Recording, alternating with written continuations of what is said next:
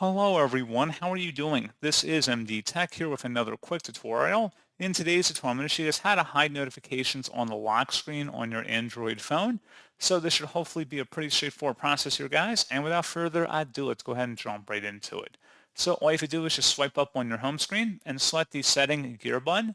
And then you want to go down just a little bit until you find display and touch. Go ahead and select that. And then underneath lock display, select the lock screen button here. And then there should be something underneath what to show. Select privacy and then select don't show notifications at all. Once that's selected, you should be good to go. So pretty straightforward process, guys. And as always, thank you for watching. I do hope that I was able to help you out, and I do look forward to catching you all in the next tutorial. Goodbye.